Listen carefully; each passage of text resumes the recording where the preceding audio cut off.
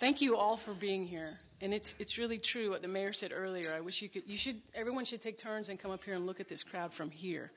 It's absolutely exquisite. All of you are absolutely exquisite.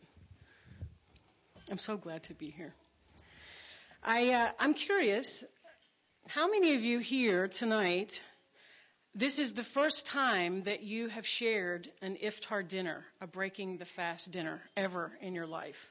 Will you raise your hands, if you will? That is amazing. That is wonderful. Thank you for being here. This is wonderful. On behalf of the Institute for Interfaith Dialogue, for the Boniek Center that I represent, the Boniek Center for Religious Tolerance at Rice, thank you all for being here. I'm very honored to be with you. My role here for these few moments, as I understand it, and as I want to understand it, is to speak a little bit about what really inspires the work of this organization.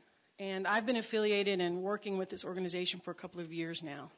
And the Institute for Interfaith Dialogue, I think, is one of the most dynamic and effective interfaith organizations in the city of Houston and in the region, this region of the country.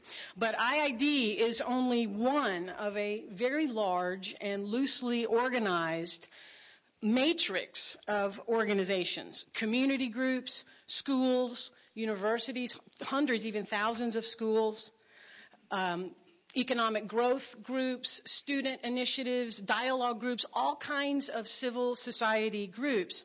And all of these people are inspired by the ideas of one man. And that man is Fethullah Gulen. And so my job here tonight, just for a few moments, is to talk about him briefly and to say who he is and to talk about the movement that is inspired by his ideas. To put it very quickly, and this is what I did write my book on, so I guess I am talking about my book. Gulen is a Turkish Muslim scholar whose sermons and lectures have circulated throughout Turkey and beyond for several decades now, since he became a state-authorized preacher in 1958 and was appointed by the state to a post in Izmir, which is in southwestern Turkey.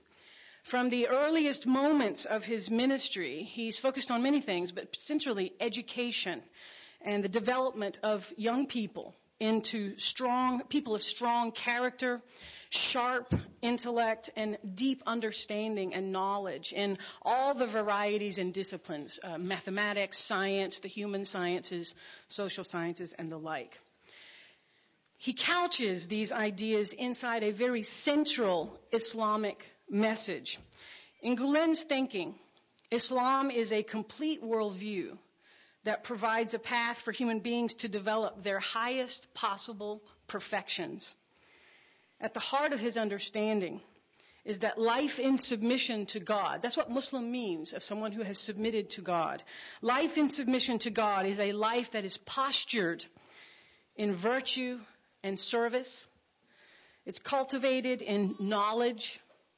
It's energized into responsible, even heroic actions for the benefit of all people and for the world. And it's moderated by a spirit of tolerance, respect, and outright love for all human beings. For Gulen, there is no Islam outside of these commitments, these perfections. Whoever or whatever claims the name of God or Islam that is void of these traits is false, is vain, is blasphemous, and in its worst forms, it's deadly. And it has to be resisted.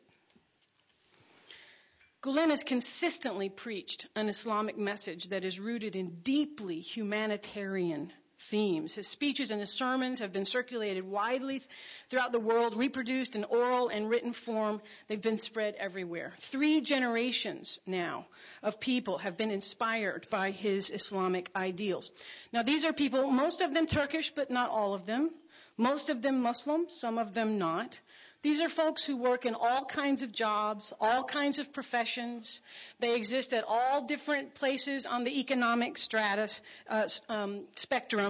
They do all sorts of things in life. They live in all parts of the world. But here's the thing that's distinct. These are people who give of themselves and their resources, all their resources, to support the myriad projects and initiatives like those here at IID and all the other dozens of things that you saw on the screen.